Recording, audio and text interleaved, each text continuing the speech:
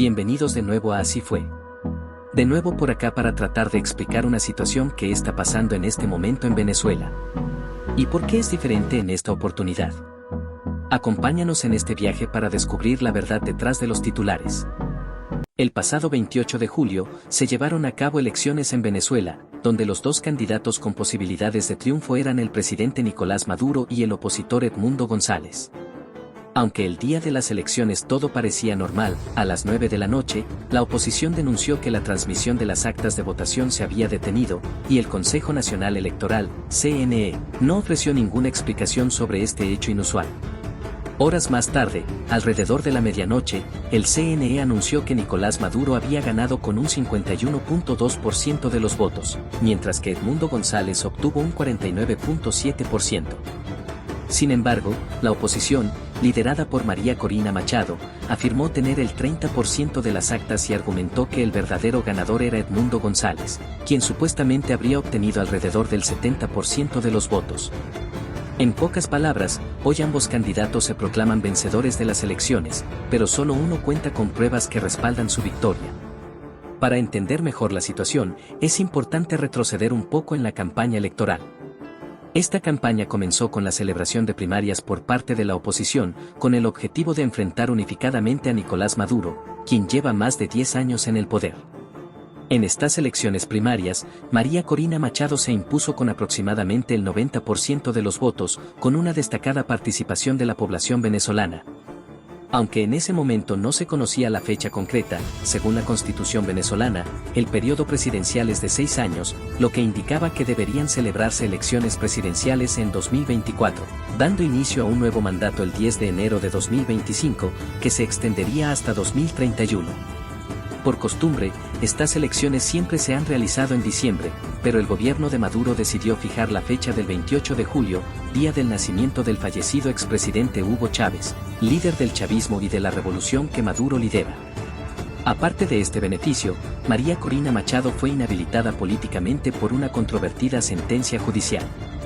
Negociando con los partidos de oposición, impuso a su candidata, Corina Lloris, una persona ajena a la política, para evitar que el gobierno de Maduro pudiera forjar una causa en su contra. Sin embargo, Corina Lloris también fue inhabilitada para participar en la elección, lo que dejó a la oposición con pocas horas para presentar un nuevo candidato para las elecciones presidenciales. Edmundo González fue inscrito como candidato por necesidad, para no perder la posibilidad de que alguien de la oposición se presentara en las elecciones. Como en muchas otras ocasiones, la ventaja del candidato oficialista, en este caso Nicolás Maduro, fue notable, gracias al uso de recursos del Estado y a la utilización de los canales de comunicación oficiales y no oficiales. Además, recurrieron a la represión y al chantaje contra otros medios de comunicación, empleando censura y otros métodos para que la campaña opositora no llegara a todos los rincones del país. A pesar de esto, María Corina Machado, quien lidera a la oposición, hizo todo lo posible por recorrer el país y dar a conocer su proyecto político.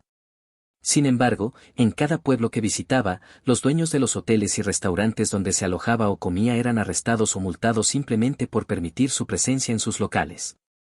Por otro lado, el sistema electoral venezolano, desde 2004, ha sido bastante polémico, ya que se pasó del voto manual al voto electrónico, lo que ha sembrado muchas dudas sobre los resultados de las elecciones. Este descontento fue alimentado por los propios gobiernos de Maduro y Chávez, desalentando la participación electoral. El proceso es relativamente simple: si en un centro electoral hay 10 mesas de votación y cada una tiene 100 electores, al finalizar la elección y contabilizar los votos, la máquina de votación imprime un acta que refleja la cantidad de votos, que en este caso, serían 100. Lo que debería contabilizarse en el CNE. Además, se realiza una verificación ciudadana donde se auditan el 60% de las mesas. Al cierre de las mesas, se sortean cuáles serán verificadas, abriéndose 6 cajas para contar los votos uno a uno de manera manual, con la presencia de testigos de mesa y ciudadanos que deseen participar. El resultado esperado es que los votos reflejados en la data electrónica coincidan con aquellos verificados manualmente.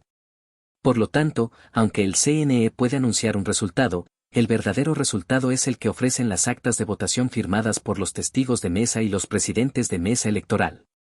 Si las actas se agrupan y se cuentan los votos, ese debería ser el resultado obtenido en las elecciones. Esto fue exactamente lo que María Corina Machado hizo al presentar los resultados al público. Sin embargo, el Consejo Nacional Electoral no ha presentado hasta la fecha actas que respalden la veracidad del resultado anunciado a la medianoche. Los favoritismos y la ventaja a favor del gobierno de Maduro, y anteriormente, de Chávez, siempre han estado presentes, con prácticas de amedrentamiento, falta de limpieza en el registro electoral y un evidente ventajismo en el uso de recursos para campaña, así como una cantidad desproporcionada de propaganda a favor del régimen. También existieron chantajes hacia las personas que reciben beneficios del Estado, como viviendas, electrodomésticos de línea blanca o bolsas de comida, conocidas como CLAP. Este tipo de presiones se utilizan para asegurar que estas personas voten a favor del gobierno. Muchos podrían preguntarse por qué la gente sigue votando a pesar de que las elecciones son evidentemente amañadas y favorecen a Nicolás Maduro. Primero, para la oposición, el voto es la única vía civil de cambio, en contraste con un gobierno que se describe como cívico-militar, aunque muchos afirman que es más militar que cívico. Sin embargo, hay que considerar una diferencia importante en esta ocasión. Muchos venezolanos se sienten apáticos y desanimados ante la posibilidad de un cambio real, pues han sido testigos de numerosos episodios en los que, tras fraudes electorales o profundas protestas, la oposición terminó negociando con el régimen, lo que debilitó su credibilidad.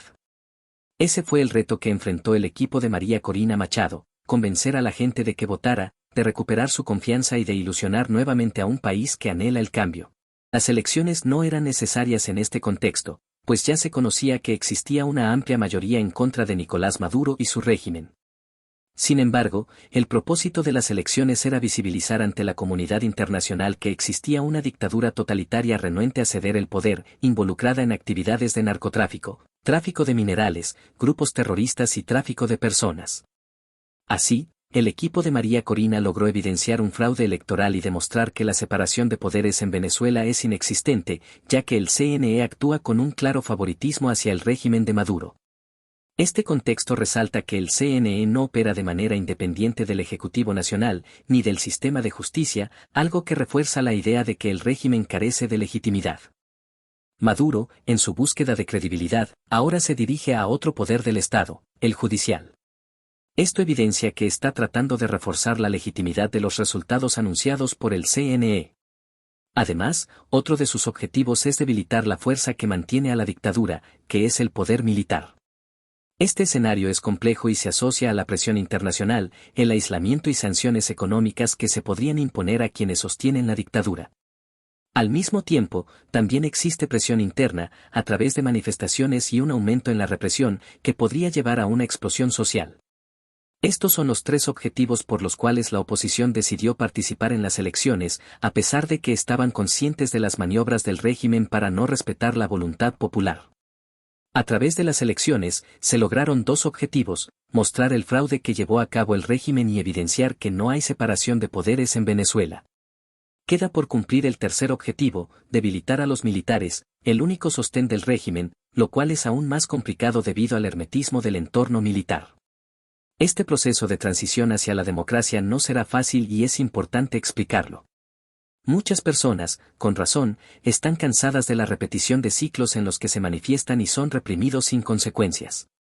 En ocasiones, los líderes de la oposición terminan negociando con el régimen, lo que solo fortalece este último y desgasta la credibilidad de la oposición. Aún así, parece poco probable que María Corina se siente a negociar con Maduro sobre una normalización de la situación. Es más plausible que se produzcan negociaciones con un alto mando militar como Padrino López, ministro de Defensa, en torno a un periodo de transición en el que los militares mantendrían un considerable poder.